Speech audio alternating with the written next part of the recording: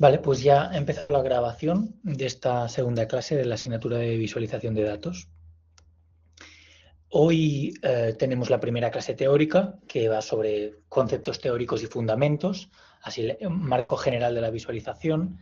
Antes de empezar con materia, yo tenía algunos puntos más de burocracia de la asignatura que os quería comentar. Si os parece, empiezo por eso, ¿vale?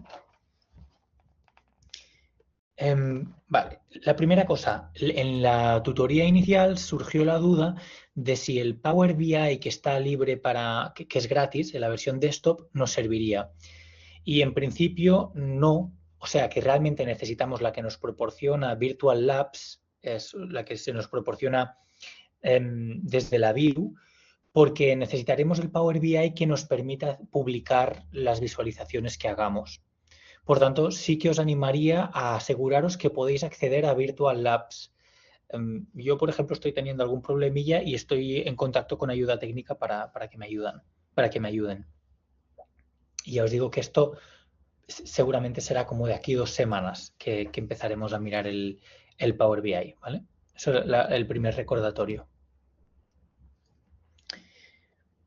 Más cosas. Mira, os comparto la guía docente porque ha habido un par de cambios que me gustaría comentarlos sobre la guía.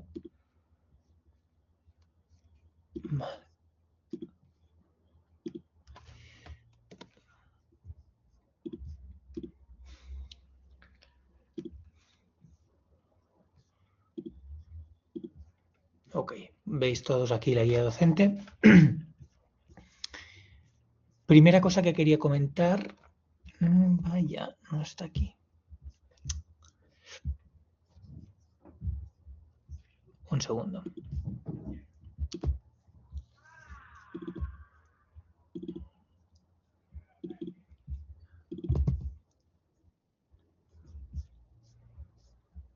Ahí está.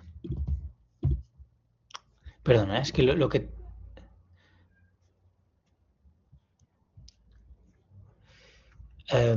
vale, la pregunta de Felipe, pues mira, sinceramente de momento no lo sé porque lo estoy preparando. Cuando llegue al momento ya veremos cómo lo bypasamos, ¿vale?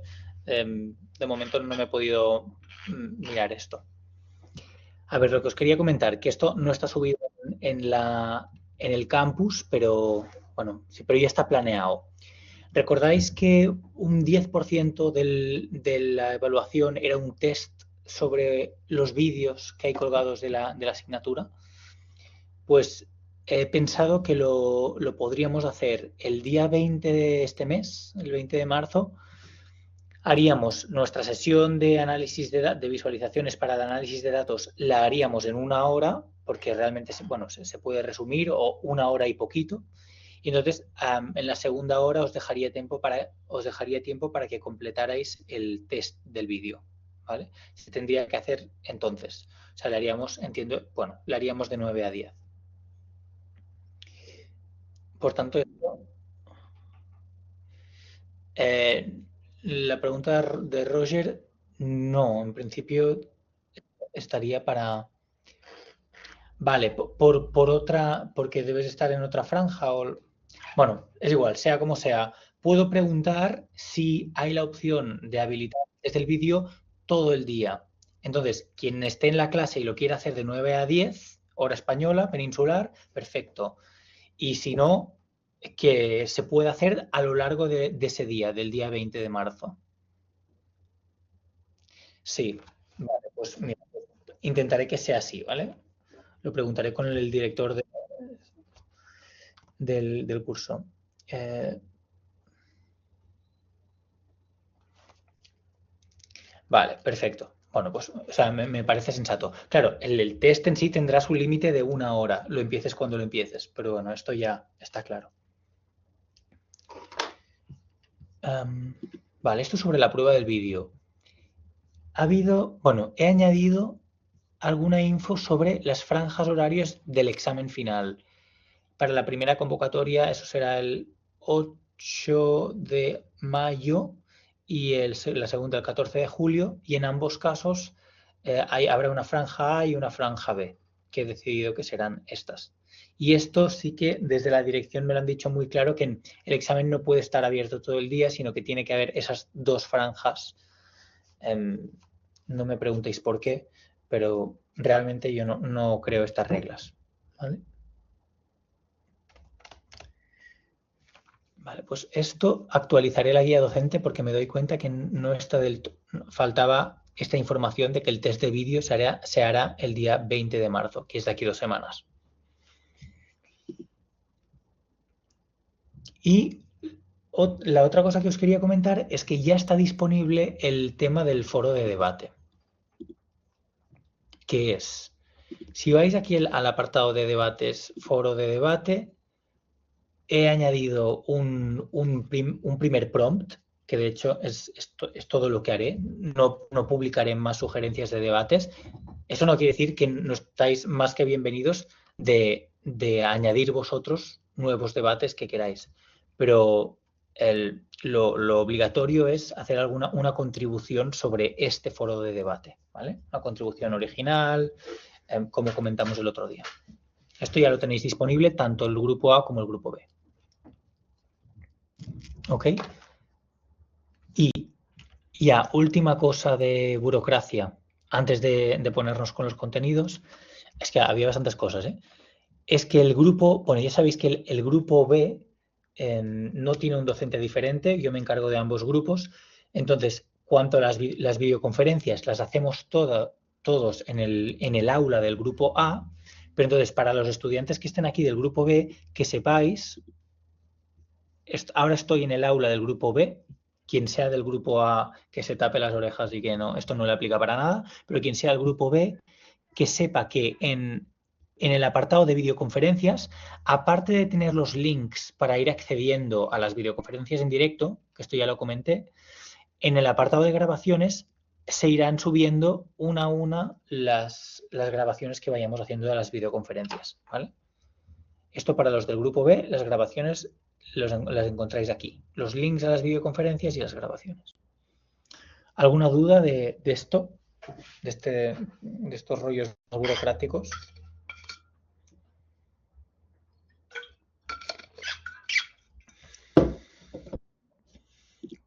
Vale, pues si todo bien,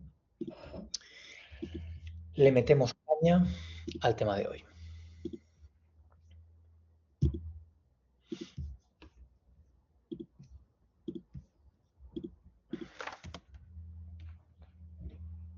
Ok, pues en la clase de hoy hablamos de conceptos teóricos y fundamentos en la visualización de datos. Y el plan va a ser empezar hablando de un poco de historia, de qué se consideran las primeras visualizaciones, cuándo empieza a tener importancia, cuándo se adquieren las visualizaciones de datos en la comunidad científica. También hablaremos de terminología.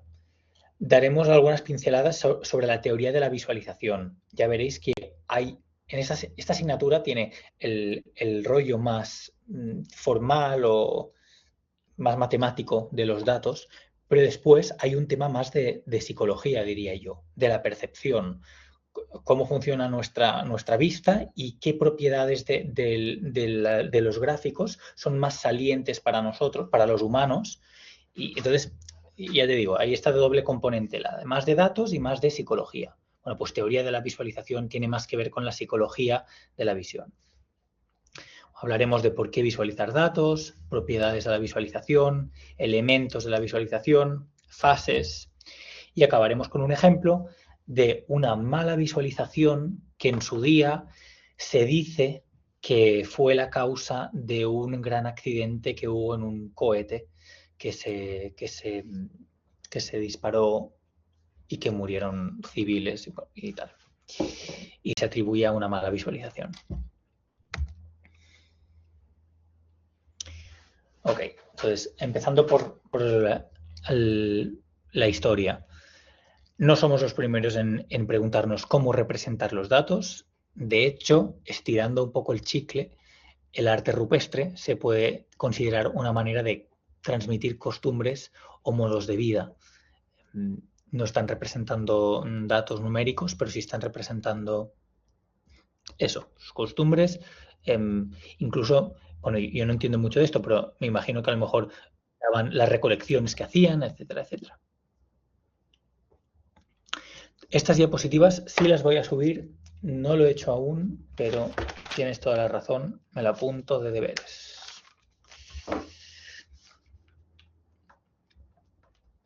Vale.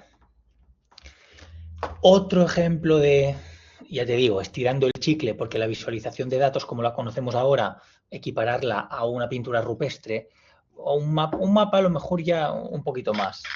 Pero la cuestión es que en el mundo antiguo los mapas tuvieron gran importancia y de hecho fueron herramientas de poder.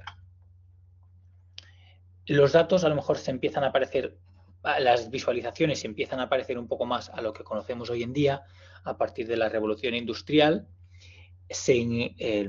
Joseph Priestley crea una visualización de unos datos donde se crea como un tipo de timeline donde se representan la coexistencia de diferentes imperios. Entonces aquí sí que hay como un eje cuantitativo que es el tiempo y se representan en diferentes franjas y diferentes colores los diferentes imperios que convivieron.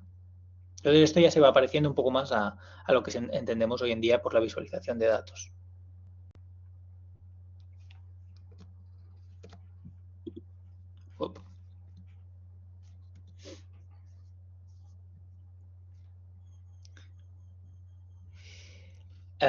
Aquí el cambio decisivo o la persona que empieza a ser más influyente es William Playfair, que fue un ingeniero, economista y político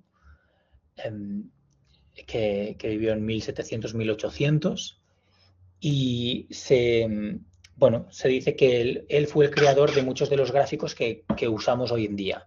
El diagrama de líneas, de barras, de círculos, gráficos circulares, tipo gráficos de tarta, se le atribuyen a él, pues eso, la creación. Pensad que a lo mejor antes de este personaje que introduce estas visualizaciones, claro, visualizar datos entre comillas quería decir poner datos en una tabla. Y eso no es visualizar datos como lo entendemos hoy en día.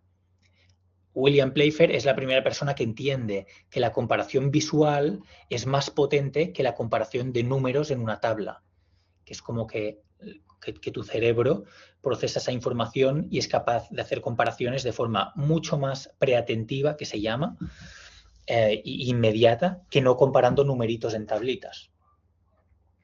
Entonces, ya te digo, a William Playfair se le atribuye la introducción de esta cosa de utilizar la longitud, es que nos parece muy obvio, pero utilizar la longitud para representar cantidades y para comparar cantidades.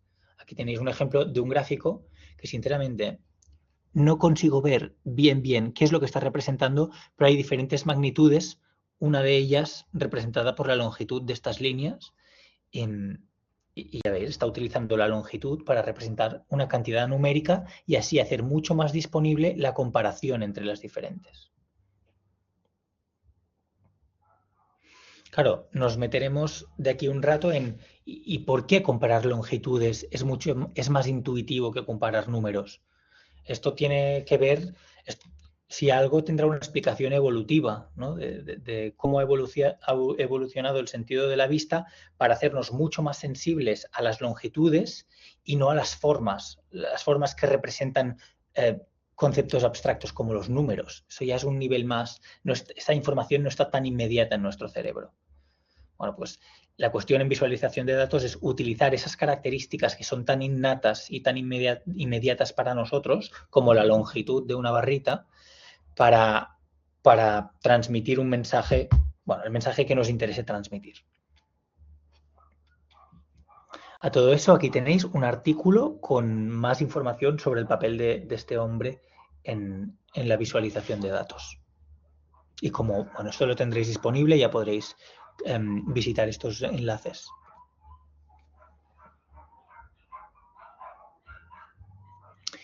Otra visualización famosa, de hecho es muy renombrada y se habla mucho de esta visualización porque, no sé, si lo buscáis por internet, a lo mejor se ensalza demasiado y se dice la mejor visualización de la historia.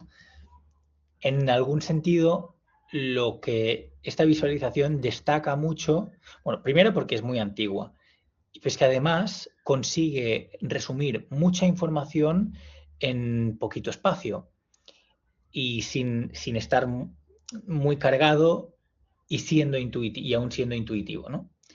Entonces, el diagrama lo hizo Charles Minard, que era un ingeniero civil francés, y describe la marcha de la tropa de Napoleón sobre Moscú. Entonces, lo que hace es, o sea, esto es una representación geográfica. Entonces, esta línea marrón representa la marcha de las tropas de Napoleón hacia Moscú. La anchura de la banda representa el tamaño de la tropa, de la tropa de Napoleón. Empiezan siendo bastantes, pero a medida que van avanzando hacia Moscú, va decreciendo, se van quedando por el camino. Y en negro está la retirada que hubo de esas tropas. Y veis que de los que salieron a los que acaban volviendo, pues no sé, a lo mejor acaba volviendo un 5% de los que salieron, siendo generoso, ¿no?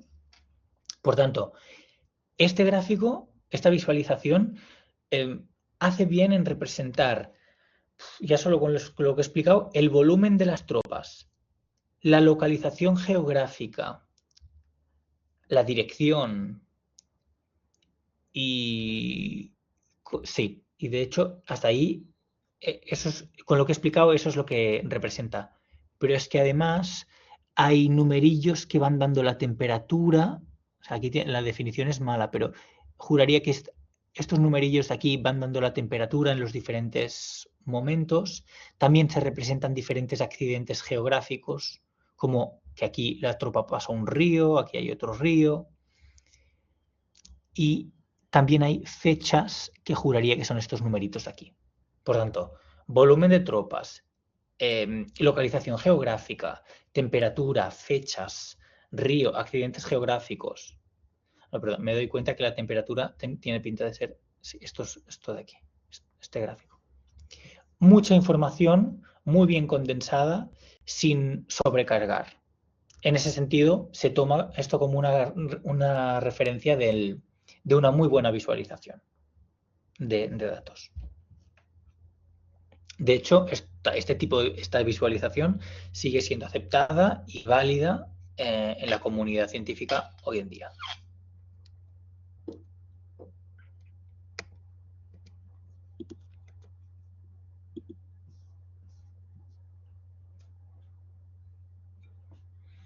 ¿Qué más? Ya para acabar este primer apartado de historia.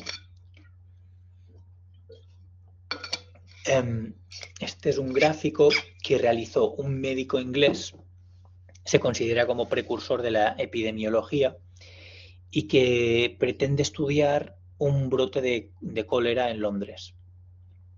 Entonces, claro, antes de tener esta visualización no se sabía qué enfermedad era y qué es lo que estaba pasando, no se tenía idea de cómo se transmitía, simplemente se veía que había gente que se empezaba a morir. La clave de la visualización que creó este médico, donde aquí se muestran los casos en los diferentes lugares de la ciudad.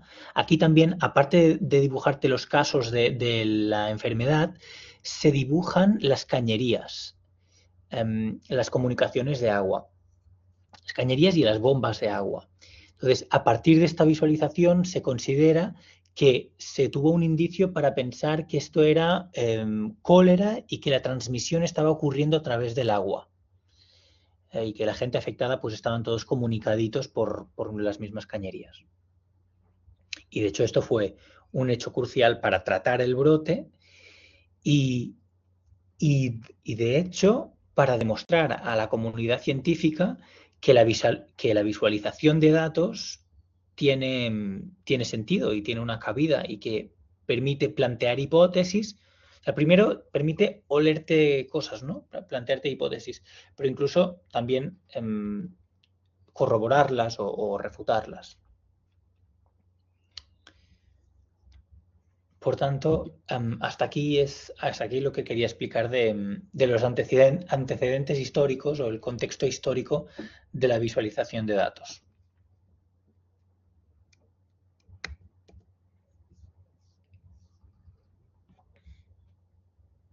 Ok. Hablemos un poco de terminología que vamos a utilizar a lo largo de hoy, pero de la asignatura en general. El concepto más importante que veremos es el de dataset. Entonces, un dataset es una matriz de datos. Entonces, aquí hay cierta convención en que las filas de esta matriz de datos representan entidades, instancias, ejemplos, todas estas maneras sinónimas de llamar casos diferentes. Para cada caso, cada columna representa una variable diferente.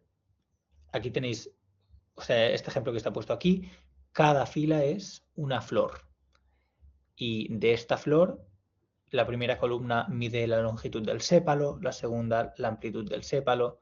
Ya lo veis, ¿no? Aquí tengo 4 variables cuantitativas que aplican a cada uno de los casos. Y tengo una última columna que a lo mejor es un poco especial, la que se llama clase. Yo diría variable target, objetivo. Y en general va a ser lo que queremos predecir. O sea, no tiene por qué ser siempre así esto, pero en la mayoría de casos un dataset se entiende como un conjunto de variables predictoras y una variable a predecir. Esta es la interpretación que se le da. Pero vaya, importante que cuando hablamos de dataset siempre las filas van a ser casos diferentes y las columnas van a ser variables diferentes.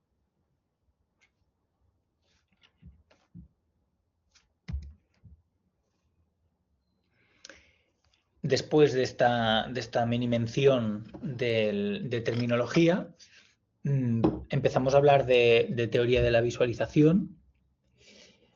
A ver, dice, el 70-80% de nuestro conocimiento se adquiere por la vista. Nótese que esto sirve para los humanos, pero no para todos los animales. Los murciélagos no perciben el 70-80% de su conocimiento a través de la vista. Pero bueno, en nuestro caso, parece que tenemos un cerebro muy optimizado para la vista, para el sentido de la vista. Tenemos una gran capacidad para asimilar información a partir de imágenes. Tenemos una gran potencia para reconocer patrones visuales. Y esto aquí yo también quería plantear la pregunta. Es como, esto lo tenemos muy asumido, pero, por ejemplo, no nos requiere ningún esfuerzo detectar el color de algo, ¿no? Azul, violeta, no necesitamos pensar. Pero para saber una nota musical y discernirla de otra, eso ya es otra cosa. Identificar una nota musical a través de su sonido, eso hay poca gente que lo haga y no deja de ser un ejemplo de lo optimizado que está nuestro cerebro para lo visual y no tanto para lo auditivo, por ejemplo. De hecho, a través de la vista, o sea, en recibir información a través de la vista, puede servir para inspirar nuevas preguntas o escenarios.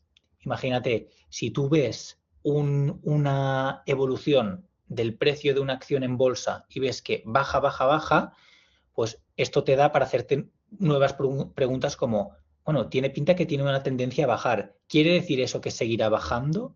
¿O quiere decir que estamos en un momento de recesión?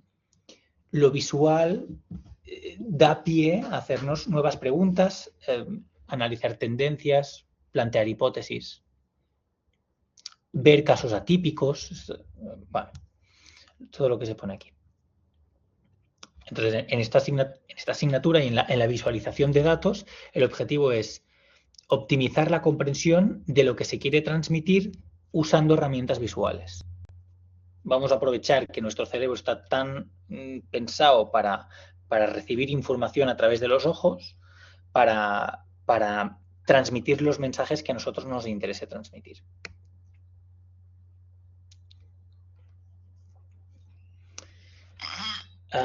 Vale, pues también estando dentro del marco de la teoría de la visualización, comentar las leyes de la percepción visual, que esto forma parte de una escuela de psicología que se llama Gestalt, y esto Gestalt significa forma, estructura de lo que nos rodea.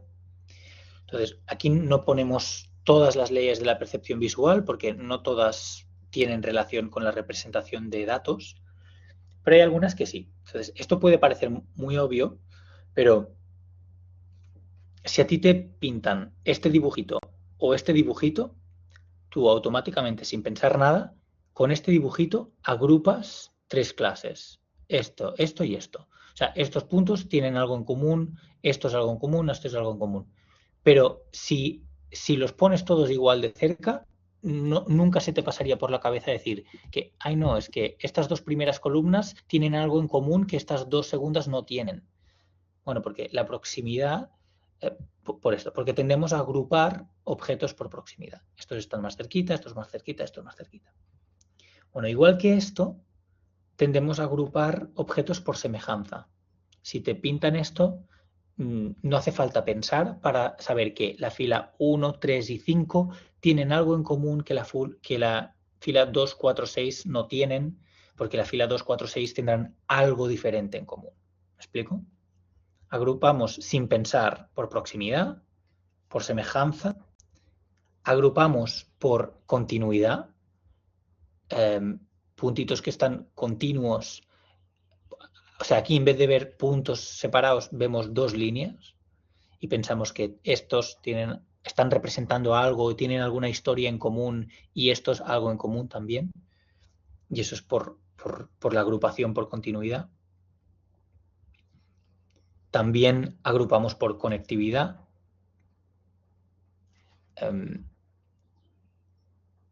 Sí, aquí aún incluso, claro, sí, aparte del color, aquí el hecho de que estén conectados nos dice que estas dos cosas tienen algo en común, estas dos algo en común, etcétera, etcétera. Y bueno, es que aquí habrá diferentes atributos que, como digo, compiten por dominancia. Por ejemplo, en el gráfico D, por un lado, hay la similitud que te expresa esta conexión, te dice esto y esto se parece, esto y esto se parece, pero por otro lado el cierre te está diciendo que esto y esto se parece. Pues aquí atributos visuales compiten por la dominancia. Para mí no es claro decir qué tiene más prioridad, si el hecho de que estas dos cosas estén cerraditas o que estas estén conectadas. Y igual, bueno, este cierre para mí se parece un poco a la continuidad, pero tiendes a completar elementos que faltan en figuras cerradas, porque se consideran más estables.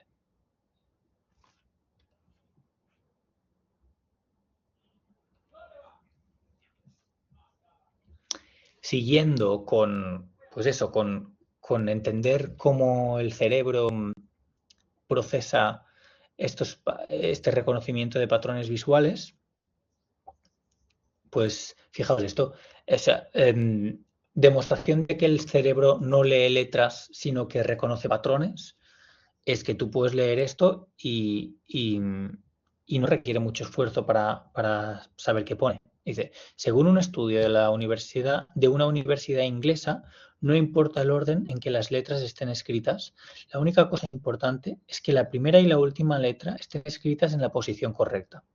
El resto pueden estar totalmente mal y aún podrás leerlo sin problemas. Esto es porque no leemos cada letra en sí misma, pero sí la palabra como un todo. ¿No te parece algo increíble? Bueno, pues eso para mí refleja otra de esas propiedades de la percepción inconsciente en la vista.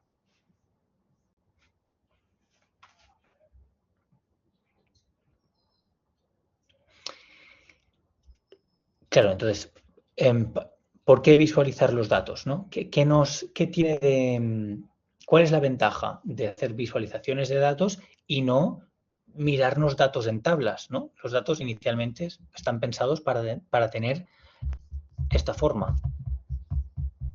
Pues, ¿qué hay en una visualización de datos que aquí no hay? Hay que la visualización permite ver la distribución de los datos, permite detectar relaciones lineales y no lineales, permite detectar outliers o anomalías para su tratamiento y permite extraer conocimiento. Si te planteo la tabla, esta de aquí, y te pregunto si en esta columna hay algún outlier, a lo mejor no va a ser tan fácil como mirar esto y ver, ay, mira, un punto. No es que esto provenga de ese dataset, ni mucho menos, pero para deciros que utilizar estas propiedades preatentivas de la visualización.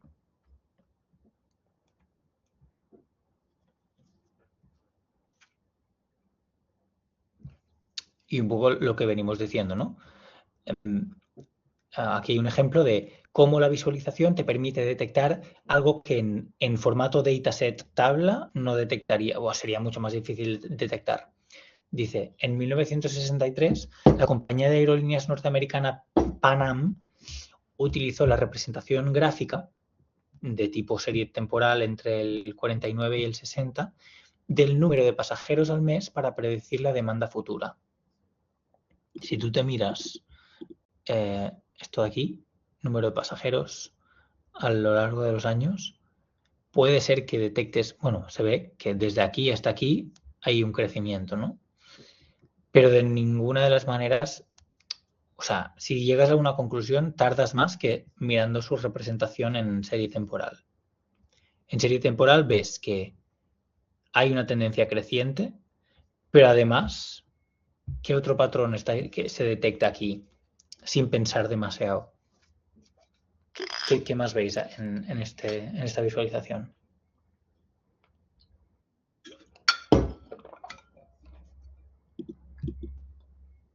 La estacionalidad, exacto. Dentro de un mismo año parece que hay periodo de baja y periodo que sube. Por tanto, hay una tendencia lineal al crecimiento y una tendencia estacional dentro de cada año. Por tanto, puntito positivo para la visualización de datos para extracción de patrones.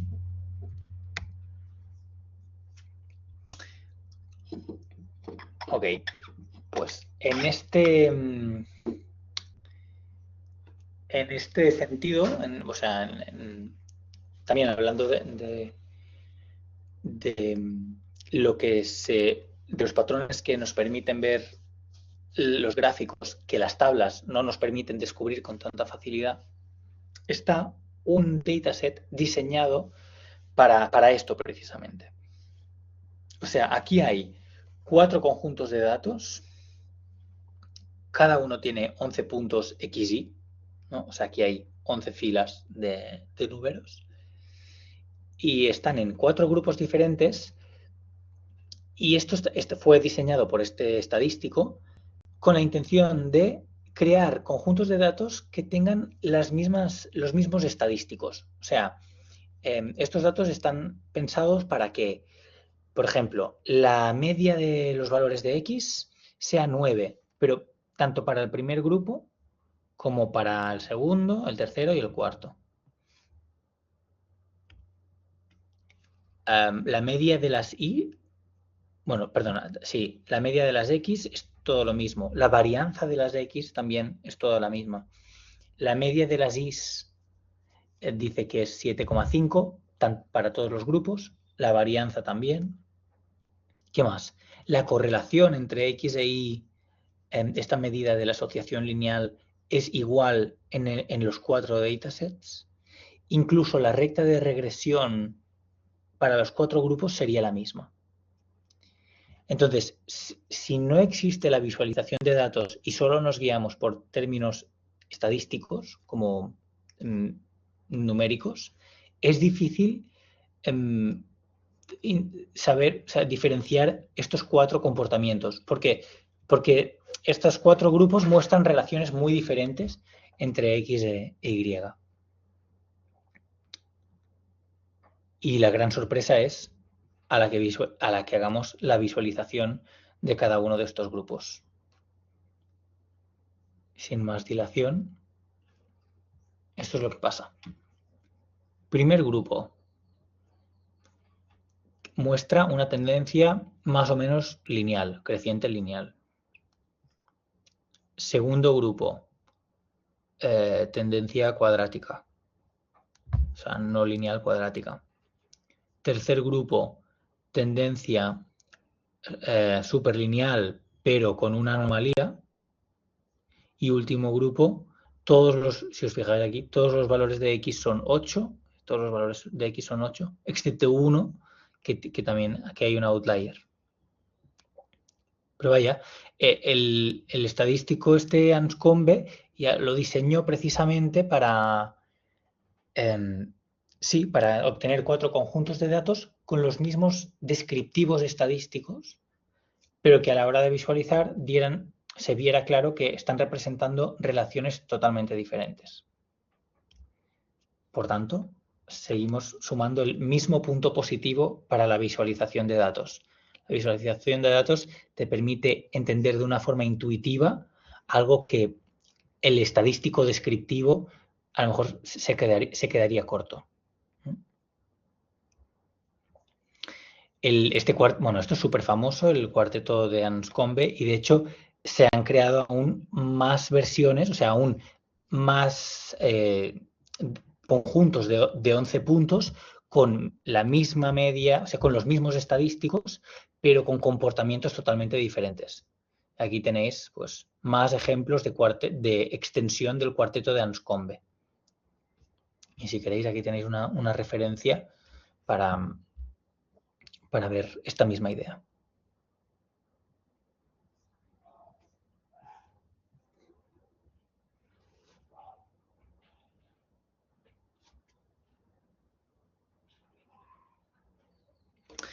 De hecho, aquí os pongo una referencia, un artículo de Towards Data Science que nos da una cita que dice, el mayor valor de una imagen es cuando nos obliga a notar lo que nunca esperábamos ver. Esto para mí liga muy bien con, por ejemplo, esto que pasa aquí, ¿no? La imagen te obliga a notar este outlier y esto mirado en esta tercera columna no lo esperabas ver, ¿no? De hecho, es que hasta cuesta saber dónde. Una vez sabiendo que hay un outlier, hasta tampoco es súper inmediato saber dónde está colocado. Pues aquí tenéis el link por si queréis echarle una ojeada a este artículo.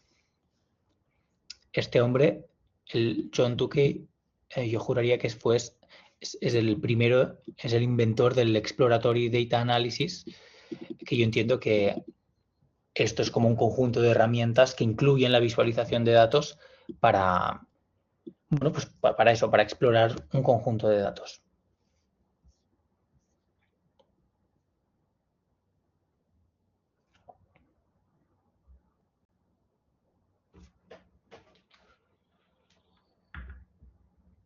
A ver, déjame un segundo.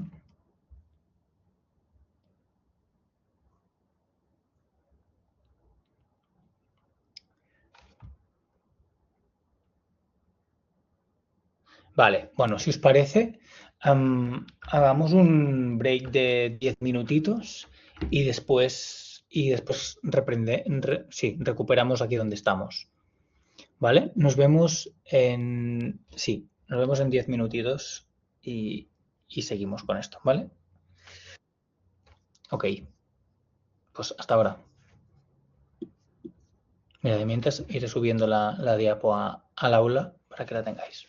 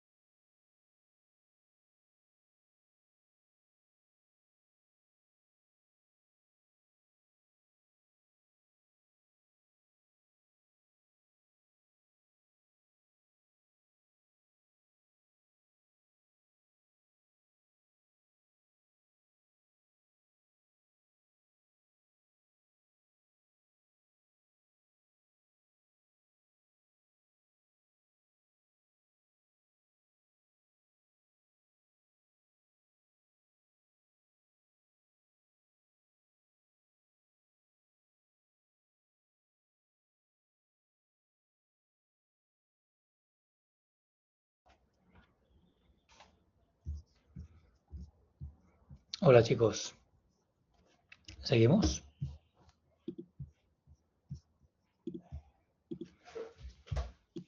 Bueno, os he subido las slides, bueno, la primera, las diapositivas de esta primera clase ahí en el aula, tanto el grupo A como el grupo B. ¿Vale?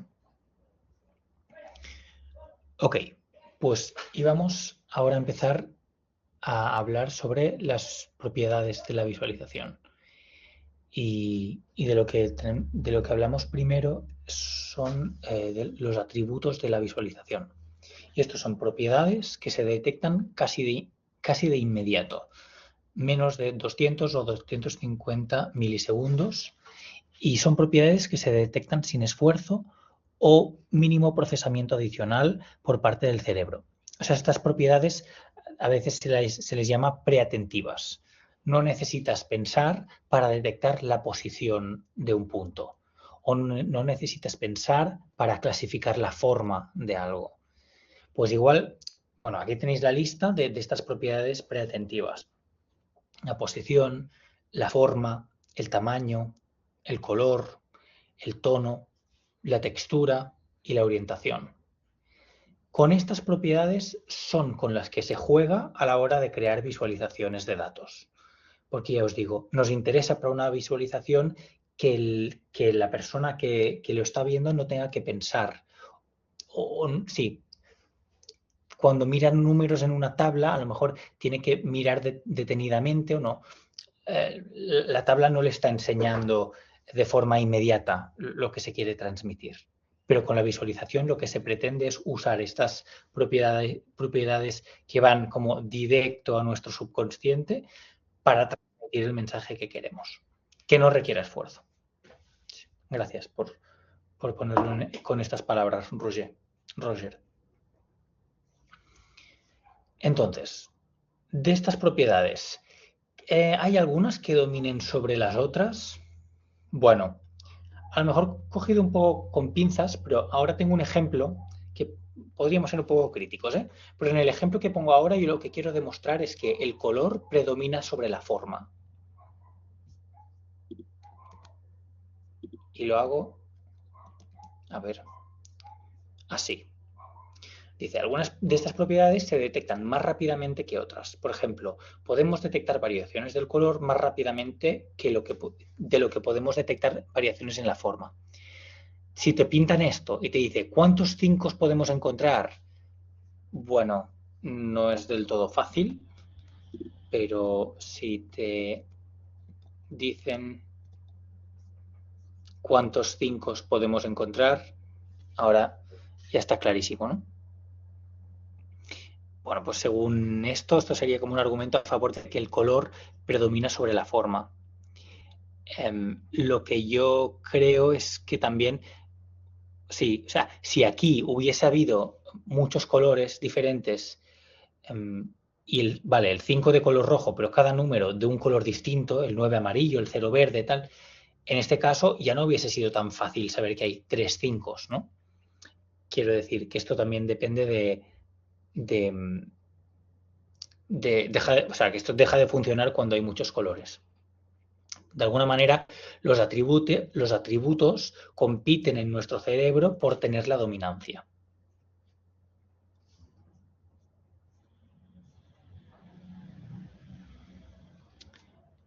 Aun y así, se han hecho estudios para saber de estas propiedades de la visualización, estas propiedades preatentivas que no requieren esfuerzo para ser percibidas, ¿cuál es el ranking? ¿No? ¿Cuál es el ranking en escala de precisión? No que sean, no de requerir más o menos esfuerzo, a lo mejor esto no está tan claro, pero ¿qué es más preciso? ¿Comparar longitudes o comparar áreas, por ejemplo? Pues aquí hubo unos estadísticos, William Cleveland y Robert McGill, que en los 80 hicieron experimentos precisamente para saber esto, para poder medir la precisión con que se podían percibir la información cuantitativa codificada por diferentes atributos. ¿Qué encontraron estos investigadores? Que comparar longitudes es más preciso que comparar, por ejemplo, pendientes o comparar ángulos. y es más preciso que comparar áreas, y ya no digamos volúmenes o tonos. ¿Vale? Este es el ranking de más preciso, comparaciones más precisas, comparaciones menos precisas. Lo más preciso es comparar longitudes alineadas que parten de un mismo origen. Lo siguiente más preciso es comparar longitudes que no parten de un mismo origen, pero eso sigue siendo más preciso. Después tendríamos la comparación de pendientes, que está al mismo nivel que la comparación de ángulos. Empieza a ser bastante menos preciso la comparación de áreas o la comparación de intensidad de un mismo tono. La comparación de volúmenes ya es bastante imprecisa y no sé qué opináis vosotros, pero o sea, a mí siempre me cuesta saber cuánta sopa va a entrar en un tupper. No sé si lo habéis comprobado vosotros, pero siempre, o sea, siempre cabe más en un tupper de lo que yo me pienso que va a caber. ¿Por qué? Porque nuestro cerebro, así como está muy bien pensado para comparar longitudes, para comparar volúmenes no tanto. El resto de sopa que te tienes en la olla y el volumen de tu tupper cuesta de comparar. Y ya por último, la comparación del tono es lo más imprecisa que encontraron estos investigadores.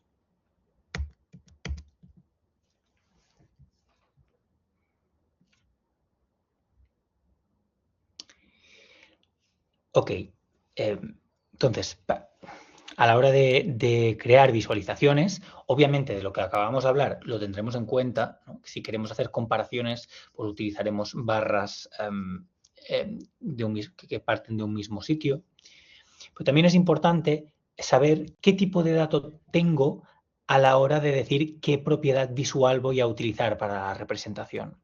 Me refiero, si en mis datos existe un orden natural, o sea, estoy tratando con variables cuantitativas o categóricas con un orden, entonces utilizaré la posición, utilizaré la longitud, utilizaré el tamaño. Todas estas propiedades me servirán para representar mis datos.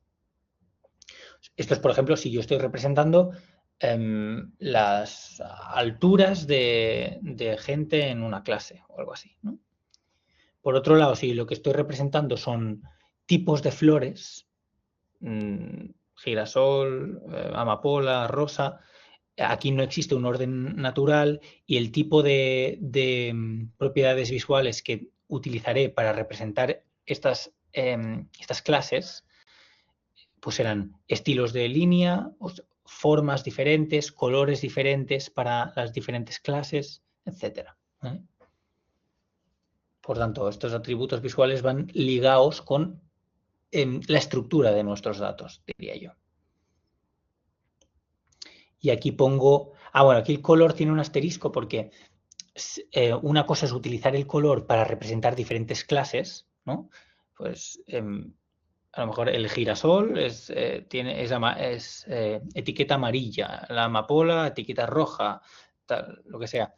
Pero el color también se puede utilizar para representar datos ordenados utilizando el tono, ¿no? A lo mejor, pues eso, si estoy representando alturas de gente, pues tonos más oscuros representan más altura y tonos más claros menos altura. O sea, el tono, bueno, o la saturación sí que me permiten representar ese orden que hay, que podría haber en mis datos.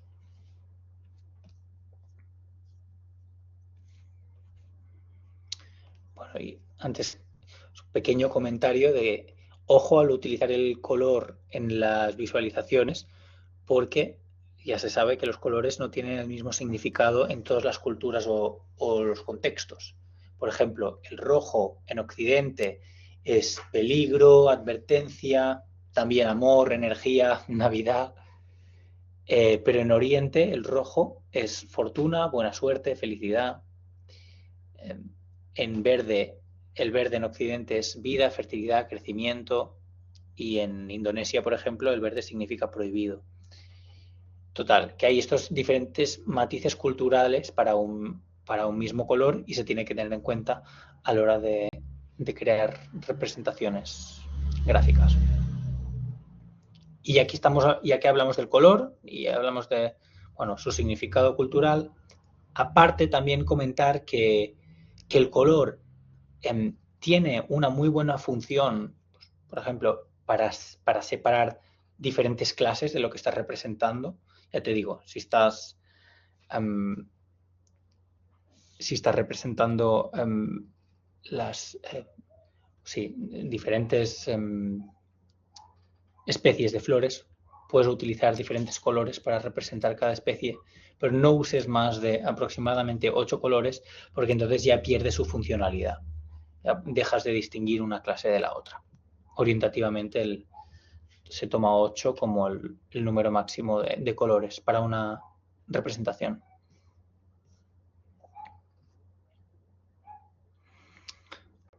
Pues aquí una visualización de estudios en marketing que dan interpretación a los colores, ¿no? Aquí podéis ver que el negro, pues elegancia, autoridad, corporativismo, y lo utilizan marcas como estas. El azul, tranquilidad, progreso, inteligencia, seguridad, y lo usan marcas como estas. O sea que detrás del color hay unos ciertos significados que se pueden usar para la visualización.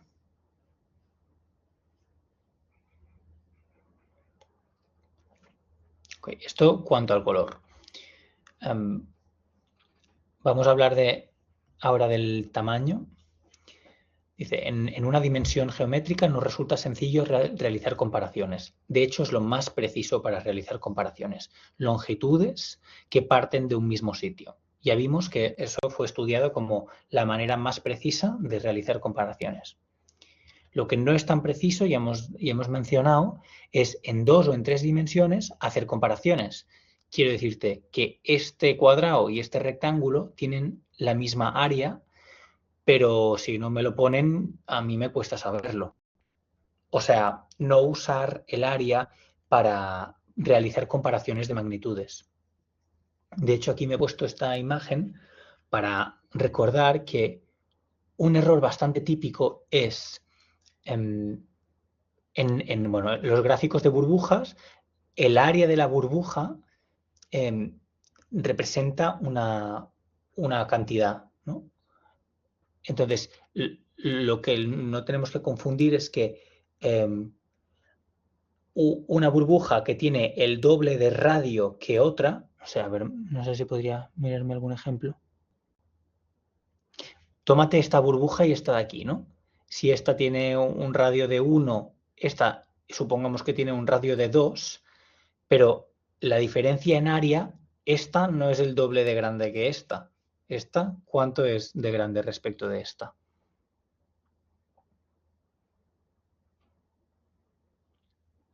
Cuando se dobla el radio, el área se multiplica por 4. Entonces, no nos confundamos en una visualización de, bueno, como tiene el doble de radio, será el doble la magnitud de esta respecto de esta, sino que el área se multiplica por 4. Y este tipo de cosas pueden dificultar la lectura de esto. En general, no es muy buena idea usar áreas para realizar comparaciones exactas.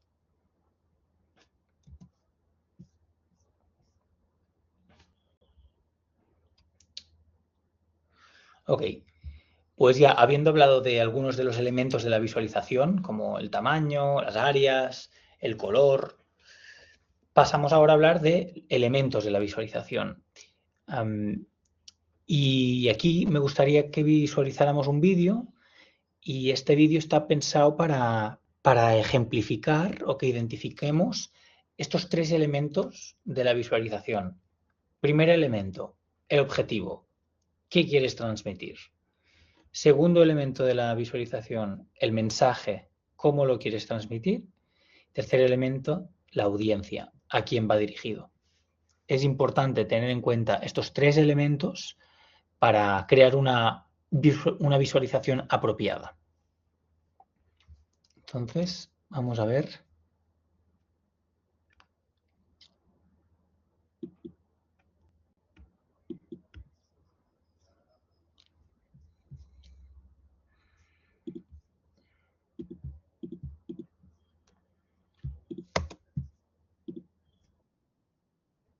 datos me ayudan. A ver.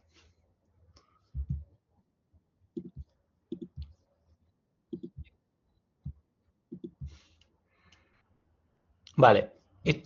¿Estabais escuchando el audio? ¿Se escucha esto? ¿Sí? Vale. Vale, pues vamos a ver esto.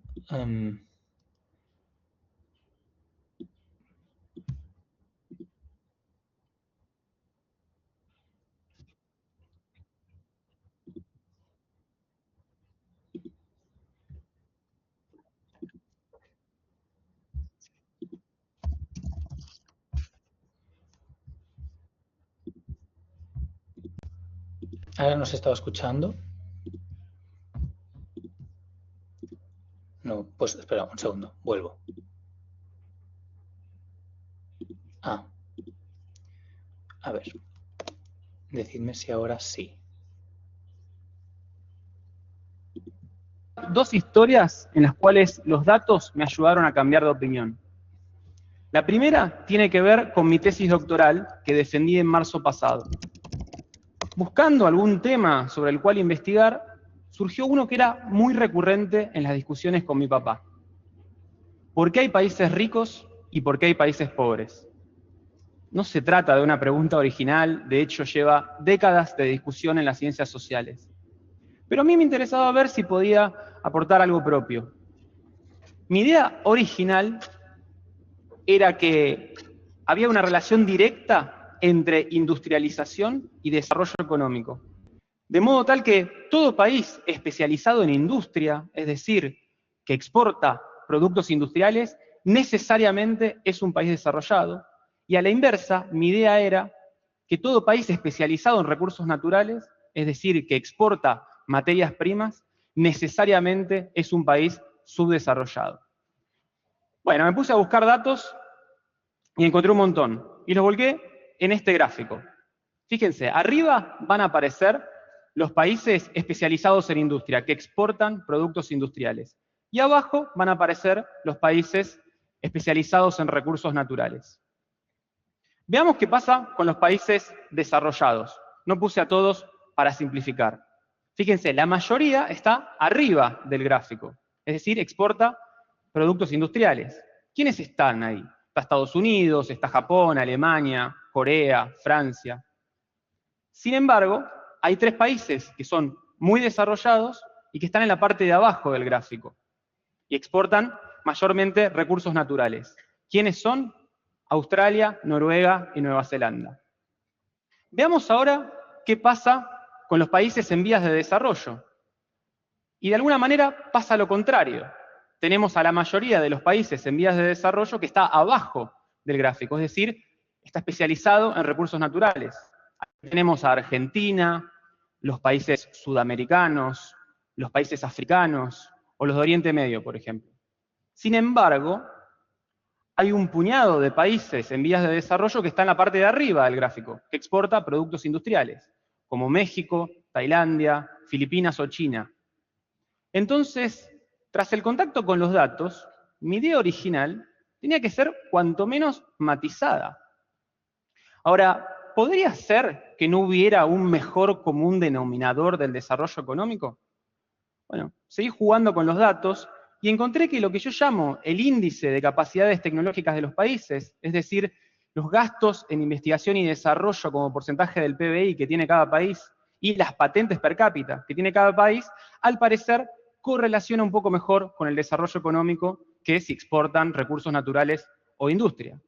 Ahora tenemos un eje horizontal, de modo tal que en la derecha del gráfico tenemos a los países con altas capacidades tecnológicas. Y a la izquierda del gráfico tenemos a los países con bajas capacidades tecnológicas. Los países desarrollados tienen altas capacidades tecnológicas y a la inversa con los países en vías de desarrollo, independientemente de que estén arriba o abajo del gráfico. Bien, esto es una foto de la actualidad. ¿Y qué pasa si adoptamos una perspectiva de los últimos 50 años, desde la década de los 60? Mi idea original era que había una única forma de ir hacia el desarrollo, que es partir de abajo a la izquierda del gráfico, es decir, del cuadrante sudoeste, e ir hacia arriba a la derecha, es decir, hacia el cuadrante noreste. Sin embargo, los datos me mostraron que hay diversidad de trayectorias posibles. Por ejemplo, Noruega en los años 60 estaba en el centro geográfico del diagrama, se fue primero para arriba, pero descubrió petróleo en los años 70, se fue para abajo y después para la derecha. Nueva Zelanda y Australia históricamente estuvieron por el corredor sur del gráfico, se fueron para la derecha. Japón, Estados Unidos o Alemania ya estaban en el cuadrante noreste en los años 60, se fueron más para la derecha. México arrancó en el cuadrante sudoeste, se fue para arriba a la izquierda y se quedó ahí entrampado. Corea hizo un recorrido espectacular partiendo del cuadrante sudoeste y hoy está en el cuadrante noreste. China está haciendo algo parecido a lo que hizo Corea con que unos 20 años de rezago. Fíjense, hay alguien ¿qué pasó? Se tomó todo el Malbec y se quedó deambulando como un borracho. ¿Quién es? Argentina.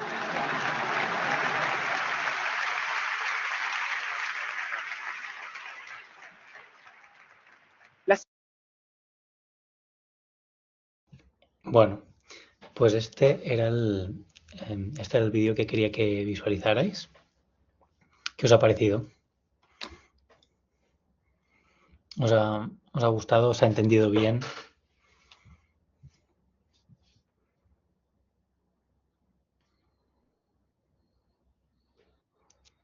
Gráfico fatal. Sí. Bueno, la verdad es que yo creo que esto que hace este hombre no es nada fácil. Está transmitiendo mucha información a un público no necesariamente técnico. Y yo creo que o sea, todo el mundo lo puede entender. Y esto está, aunque parezca fácil y él lo haga de esta forma tan liviana, yo creo que aquí hay mucho planeo detrás. Él tiene un objetivo claro que es como, bueno, que es explicar el recorrido que ha hecho Argentina versus otros países en cuanto al desarrollo tecnológico y económico. Y se lo monta para crear una visualización dinámica, una cosa ya sofisticada, para hacer transmitir, para que su mensaje llegue a la audiencia. Por tanto, sí que de estos elementos de la visualización que decíamos antes, objetivo, mensaje y audiencia. Objetivo sabe lo que quiere transmitir y lo tiene muy claro, es como una, no sé, puesta en evidencia de Argentina en el contexto histórico. El segundo elemento, el mensaje, el cómo lo quiere transmitir, pues se ha montado la vida para crear una visualización bidimensional y dinámica, pero que lo deja clarísimo, aparte después con los rastros, o sea, se entiende perfectamente. O sea, el qué lo tiene claro, el cómo lo tiene claro, y la audiencia también la tiene muy clara, porque sabe que se está dirigiendo a una audiencia no técnica necesariamente, y aún así está haciendo que su mensaje llegue, aparte con el toque cómico, que para mí ya es como check, check, check. Darle un premio al chico. ¿Vale?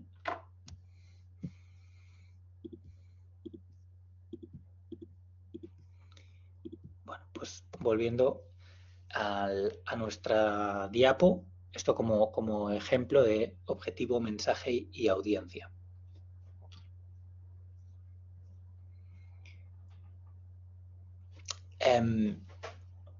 Vale, ahora hablamos de estas dos fases que tiene la visualización, que creo que es una idea bastante intuitiva, y es que la visualización puede servir y casi como debe servir tanto para la exploración como para la presentación. La fase de exploración es aquella donde tú investigas datos sin hipótesis iniciales y el objetivo es generar hipótesis. De hecho, un poco en el vídeo, sí que este hombre partía con una hipótesis, ¿no? Que es si exportas, o sea, si exportas industria, tienes un nivel económico, bueno, más desarrollado, y si exportas materia prima, no estás tan desarrollado económicamente. Pero esa primera hipótesis inicial que tenía el hombre no funcionaba, porque había países pobres que exportaban industria y había países ricos que estaban más centrados en la exportación de materias primas. Tuvo que explorar datos añadiendo esa otra variable horizontal para poder generar una hipótesis más plausible. Una vez hubo hecho este paso de la exploración, crea una presentación. O sea, cuando tú ya te hueles qué explican esos datos, diseñas la visualización para explicar ese mensaje que tú ya conoces sobre tus datos. Y él encontró que la mejor manera de hacer esto es representar esas dos variables, que de exportación de industria, materias primas, combinado con más tecnología o menos tecnología, y aparte de forma dinámica, porque su mensaje es que Argentina no se ha movido del cuadrante de me centro en materias primas y tengo poca tecnología. Por tanto, dos fases, exploración y exploración para generar una hipótesis, presentación, a lo mejor tienes que modificar visualizaciones o crear nuevas visualizaciones para transmitir el mensaje que tú ya conoces de esos datos.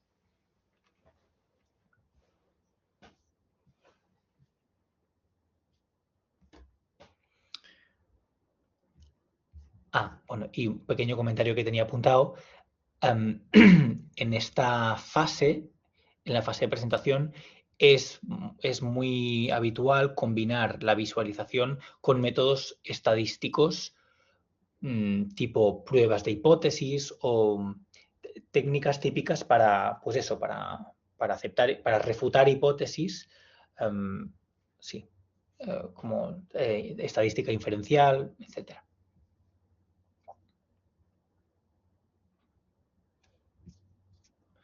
Ok, y bueno, pues para finalizar ya la sesión que yo tenía preparado hasta aquí, os quería explicar este caso del transbordador espacial Challenger, que fue, ya os comento que fue un cohete que se lanzó en el 86, que juraría que fue el primer cohete que iba con no militares, o sea, trabajadores de la NASA, pero no era un transbordador militar, y que, bueno, y que explotó, y que hubo, bueno, que todo el mundo que estaba ahí pues murió. Y la historia que se explica aquí es que, bueno, pues los cohetes estos tienen unas juntas que se llaman O-rings, que se ve que responden mal a temperaturas bajas.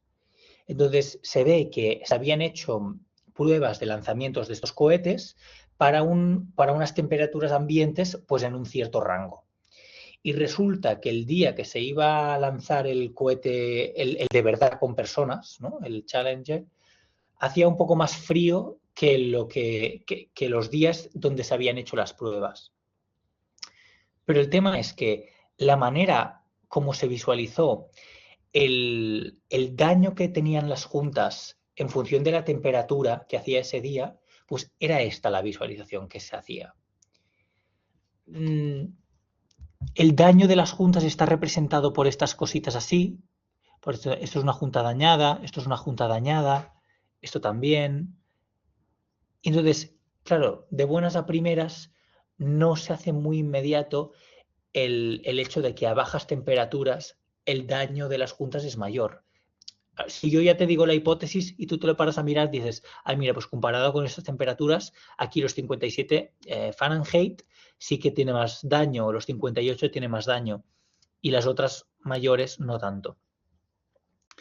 Bueno, yo no sé si es como leyenda urbana o realmente esa es esta visualización, no sé si atribuirle la causa de que petara. La cuestión es que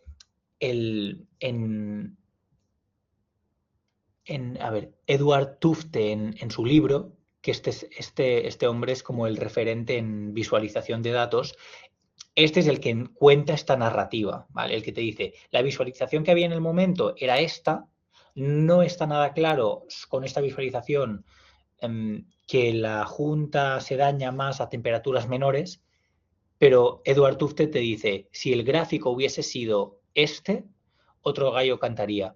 Este gráfico te dice la temperatura aquí y te marca el daño de las juntas en el eje vertical.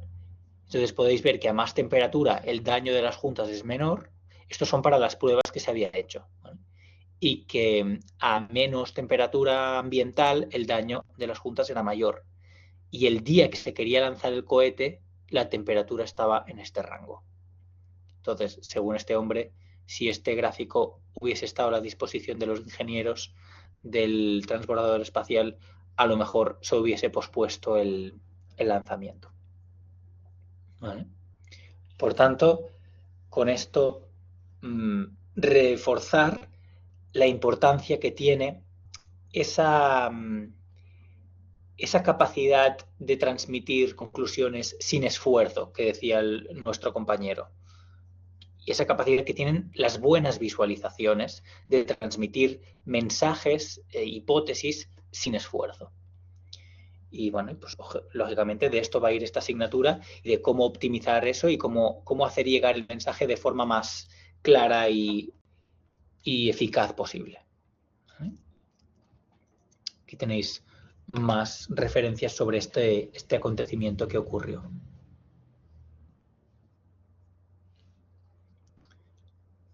Ok, pues los contenidos de esta primera sesión, por mí, hasta aquí es lo que quería explicar. Aquí tenéis algunas referencias, unas están en la biblioteca de la BIU y otras no, pero es posible que por lo famosas que sean las podáis encontrar en internet gratis. Aquí tenéis storytelling con datos disponible en la biblioteca, visual explanations, images and quantities, the visual display of quantitative information de este hombre que es referente en el ámbito de la visualización de datos. Y aquí un par de referencias más, una que seguro está en la biblioteca y otra que de hecho me queda pendiente saber si la han puesto o no la han puesto. También os dejaré aquí en las presentaciones unas referencias complementarias de webs que podéis mirar. No sé si hay alguna pregunta, algún comentario o aportaciones.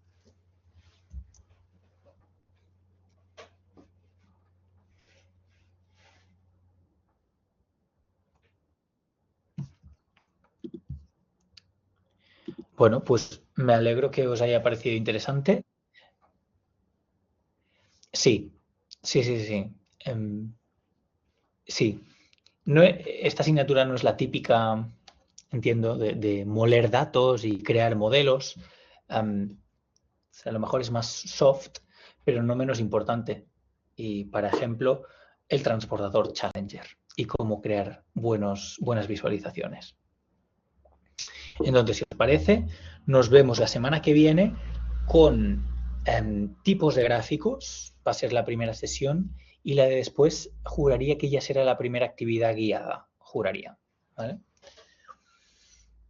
Si os parece bien, lo dejamos aquí.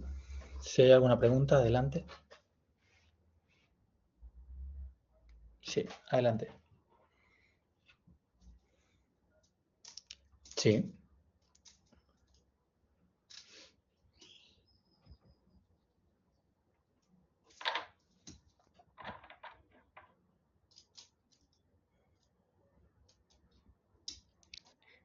Sí, el plan de la actividad guiada es precisamente eso. La primera que vamos a hacer, vamos a trabajar con Google Sheets y Data Wrapper.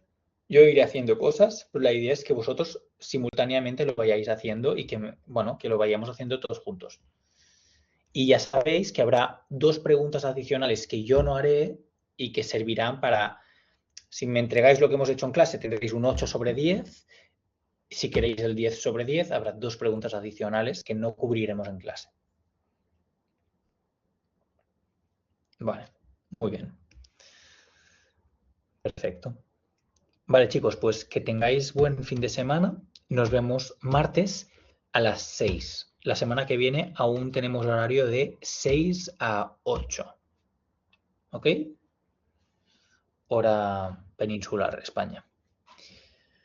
Vale, que vaya muy bien. Chao.